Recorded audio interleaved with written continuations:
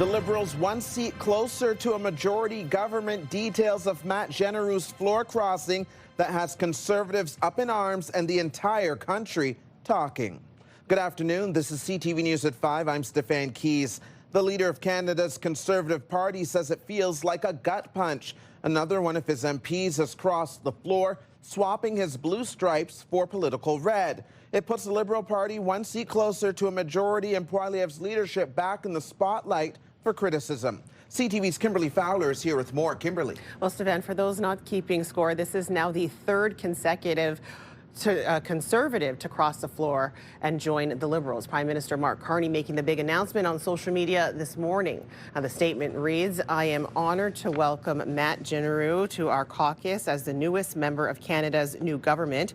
Building a stronger, more resilient and more independent country will require ambition, collaboration, and occasionally sacrifice. I'm grateful to Matt and his family that he will continue his service as a strong voice for Edmonton Riverbend in Parliament."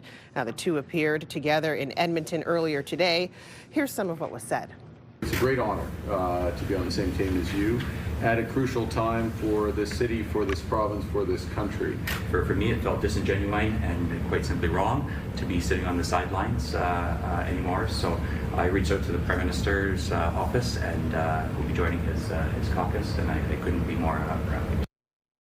In November, Jeneroux suddenly announced plans to resign as an MP in the spring, but said today on Facebook that he changed his mind after talking with those close to him and insists the moment demands steady leadership for the country. Now, obviously, the crossing isn't without criticism, and as history tells us, anytime the floor is crossed, it stirs up controversy.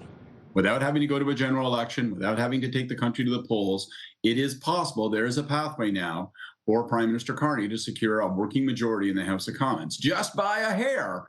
But it's very, very possible now because we do know there's going to be those 3 by-elections.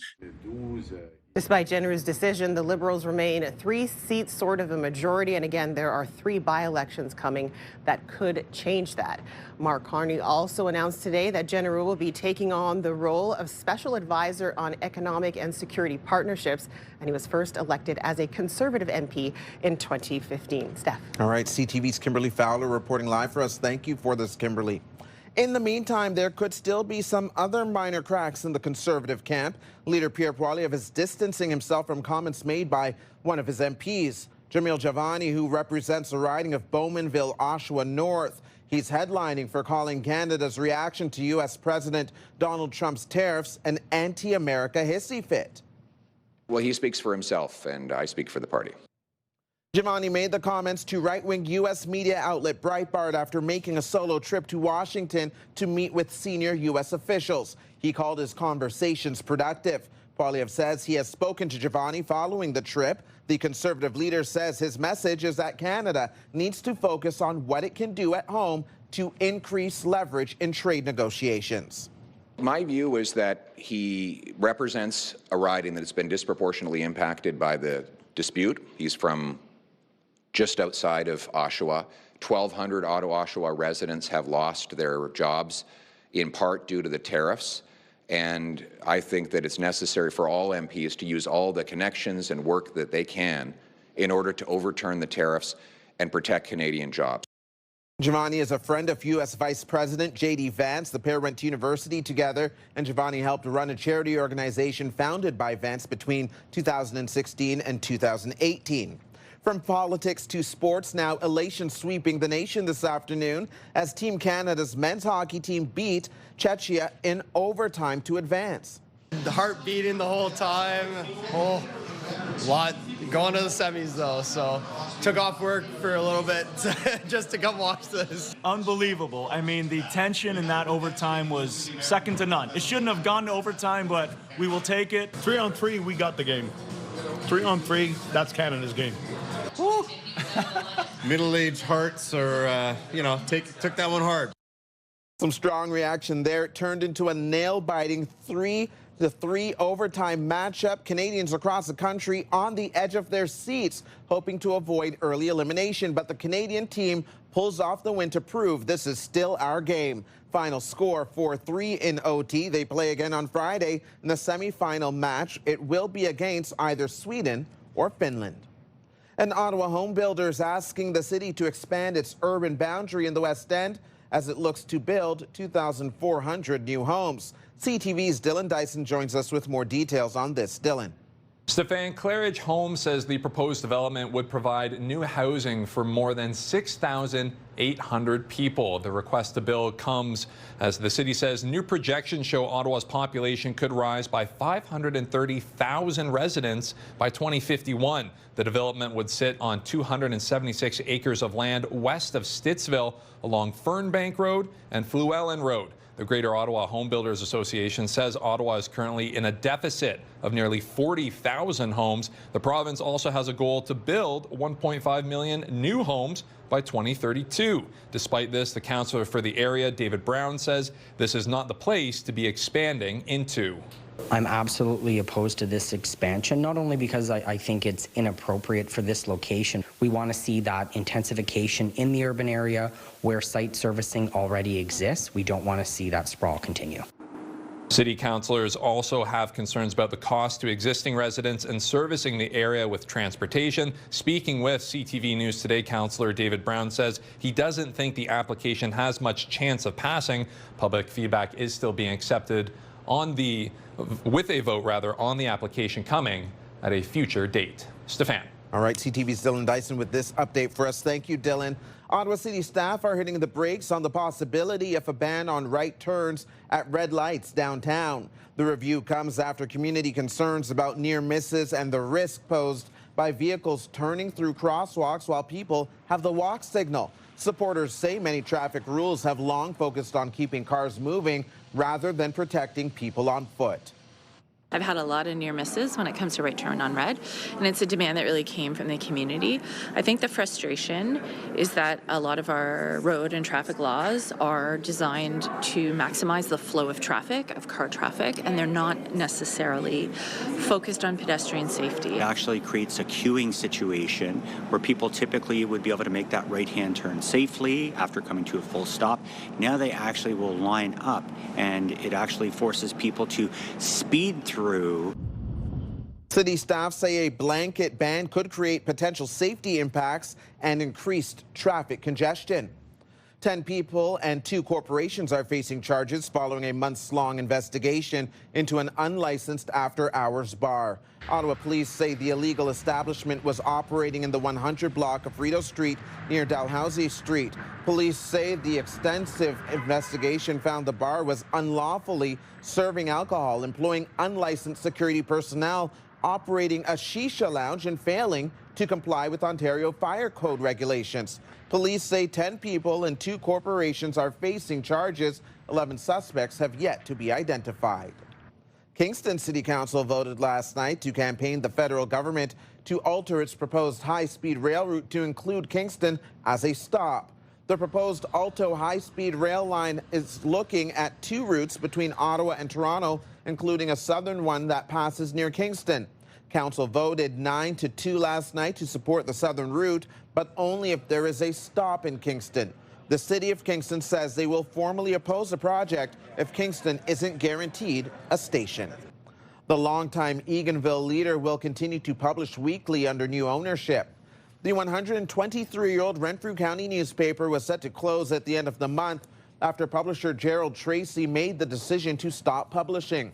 But Tracy has announced the paper has been sold and will continue to publish under new ownership. The paper is being sold to London Publishing Incorporated from London, Ontario. The leader was founded in 1902 and covers news in the Ottawa Valley. I just want to help raise money for kids that are fighting cancer right now, and hopefully doctors can find a cure. Coming up on CTV News at 5, an 11-year-old Ottawa girl is nearly halfway to her goal of raising $50,000 to support children with cancer. More on her ambition a little later, and our Jackie Perez is out live in our community at Time and Again. Jackie. That's right. We're hanging out here on Wellington Street. They are supporting Heart Month. We'll have more on that in just a bit. But take a look at the weather conditions. Well, we had mainly clear skies for today and spring-like conditions. It was a completely different story for parts of Ontario where, yeah, you saw bands of snow, freezing rain, and rain move through. We aren't getting of that here. It looks like -9 overnight for Ottawa. Partly cloudy skies. We still have those northerly winds moving in, but we are getting to a daytime high of about 0. Sunny skies still on the way, but right now across eastern Ontario's temperatures are hovering between -2, -3 degrees. We'll get a closer look at your long-term forecast because buckle up, we are likely going to get snow by the end of the week. Thank you, Jackie. Here's what you need to know. The RCMP is hosting a musical ride open house this upcoming Saturday.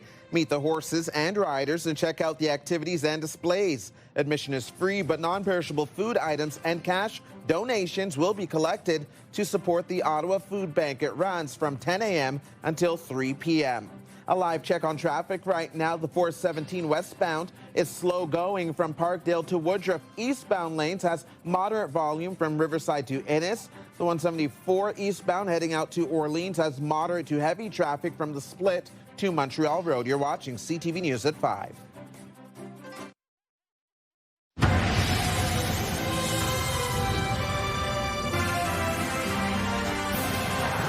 Welcome back to CTV News at 5. Returning to one of our other topics, City of Ottawa staff are hitting the brakes on the idea of a blanket ban on right turns at red lights at all intersections. Staff say it could create potential safety impacts, concerns, and increased traffic congestion. Today's radio question of the day is asking, should the city consider a blanket ban on turning right on red lights? The only way I think that makes sense, and a lot of cities are doing it, including Montreal, is the initial 30 seconds or even 15 seconds of the red, everyone is stopped, and then after that, the people turning right get a green arrow. That allows for the bicycles and pedestrians that are in the blind spots to still go through, and then the traffic can continue to flow with the right turns. Christy Cameron is here, and I know that cycling advocates talk about car culture, putting drivers' needs first, but what are your listeners saying? What more can you say on this topic? They do not want a right on red ban. Like the island of Montreal, they said hard and clear today. No, no, leave it the way it is. Now, of course, we try to include all perspectives on the show. So I did have Bike Ottawa on, and I had a cycling advocate who actually kind of said something more nuanced. He said, in some spots, let's ban right on red. ROTR, by the way, right on turning red, right? But, you know, in others, it doesn't make sense. So let's take it on a case-by-case basis. And I think that that's probably the most diplomatic and reasonable take. Like, if you ask me, we should take it intersection by intersection. And then if we do have intersections where there is already a right on red turn ban, then get somebody out there monitoring it. Because, like, everybody pretends that they're a good driver. Right. Have you been out there? The intersections downtown, you can't all be good drivers. Some of you are not obeying the rules of the road. So get the police officers out there and watch. Definitely. And in some regard, we're already doing this. If you're in the downtown core, you pay attention to the signage. There's some intersections you can't do this. Thank you, Christy. Yeah, thank you. You can join the conversation and leave a comment through the Talkback feature on the iHeartRadio app. You can listen live to Christy Cameron on News Talk 580 CFRA weekdays from 2 to 6. And now watch Christy's segments anytime on YouTube. Subscribe to the News Talk 580 CFRA channel. Well, an 11-year-old Ottawa girl's goal of raising $50,000 is getting national attention. Grade 6 student Brooke Milo has raised more than $22,000 for children's cancer and research. She's nearing the halfway point of her goal. She has raised the money mostly through bake sales. Her philanthropy garnering national attention, appearing on CTV's The Good Stuff with Mary Berg, sharing her story. It's honestly very fun to have bake sales and fundraisers, and I feel like that if I keep donating money to cancer, then other people will. She's just a really inspiring person in general, and I love that she's trying to help somebody in our class too. Brooke has also cut off and donated her hair 3 times. A lot of patience, gratitude, and charity. Coming up on CTV News at 5, Muslims around the world, including here at home, marking the start of Ramadan. And here's what else you need to know. Come cheer on the Ottawa 67s on home ice this Friday evening. The team takes on the Niagara Ice Dogs at TD Place Arena. Puck drop is 7 p.m. Check out the 67s website for tickets. We'll be right back.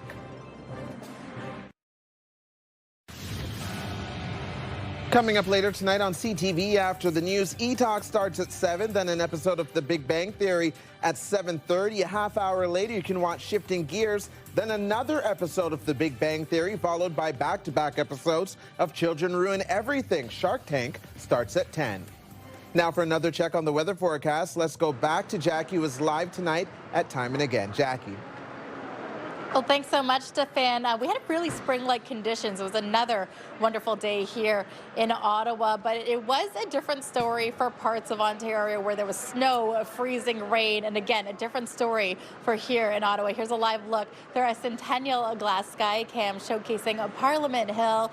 It's about -3 right now. No rain, no snow, no freezing rain in sight, but again, the sun setting much later in the day, so the days are definitely getting longer. So if you have been checking out that news or the weather forecast, you can see that there is a band moving through. It has prompted a snowfall warning as well as freezing drizzle advisory for parts of southern Ontario. That focuses on the GTA and even parts of Peterborough and Belleville.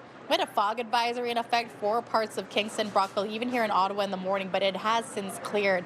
And by tomorrow morning, really pretty much all of the province will be clear, cloudy skies. This will maintain for our Thursday, especially here in Ottawa. Temperature-wise, it's still pretty mild, but temperatures starting to cool around midnight, -8 the overnight low. Northeasterly winds really still sticking around, but the winds aren't going to be as strong as we've seen the last couple of weeks. -1 is the daytime high with mainly sunny skies in our Thursday forecast.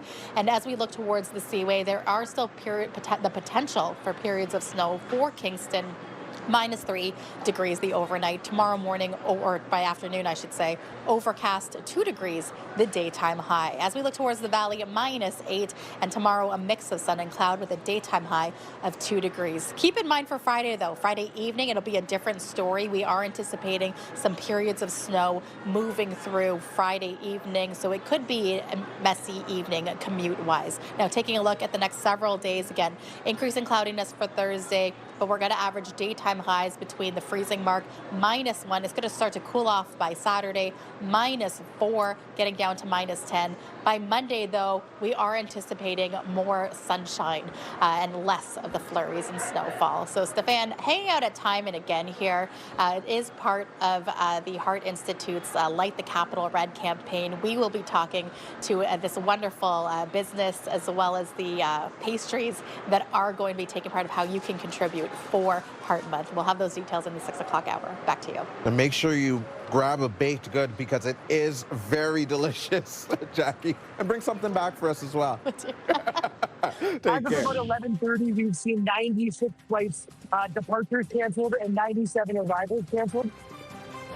Cancellations and delays at the country's busiest airport as a messy mix of winter weather hammers parts of the Greater Toronto area. If you need gas here in the capital this evening, one of today's cheapest gas prices can be found at the Shell station on Terry Fox Drive in Canada. Regular gas there tonight is going for 115.9 cents a litre. Here's another live check on traffic. Smooth sailing in both directions at Nicholas and O'Connor this hour. Bronson also looking good. It probably starts to slow down in the westbound lanes around Parkdale, so be on the lookout for that. We'll be right back. Get the latest live local breaking news. Sign up now for our morning and evening CTV News Ottawa newsletter. The best local content from CTV News, Your Morning Ottawa, and News Talk 580 CFRA. Get it all in one place. Sign up now at ctvnewsottawa.ca. The CTV News Ottawa newsletter is brought to you in part by CAA Business.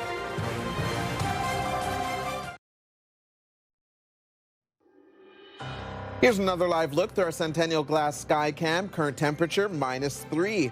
And here's what we're working on for 6 o'clock. It's a great honor to be on the same team as you at a crucial time for this city, for this province, for this country. Another floor crossing in the House of Commons. Edmonton MP Matt Jeneroux leaves the Conservative caucus to join the Liberals. I've had a lot of near misses when it comes to right turn on red, and it's a demand that really came from the community. City staff hit the brakes on considering a ban on turning right on red across the city. Details on why this is coming up now and staff's reasons for saying it's not a good idea. We're ready to work. The question is whether the government is ready to meet us with the same courage, humility, and urgency. A dozen Western youth travel to the capital to make their case. Young voices step up to call out lawmakers to do more for online safety. Now the final 5 other stories we're following today. Kindness is a major part of it, charity, having good character, and not just fasting from food and drink, but also like from, bad language and just the things like, that are hurtful to people and we really shouldn't be doing. Muslims around the world are marking the holy month of Ramadan. The month will see people fast during the daylight hours, using the time from dawn until sunset for prayer and reflection. As of about 11:30, we've seen 96 flights departures canceled and 97 arrivals canceled.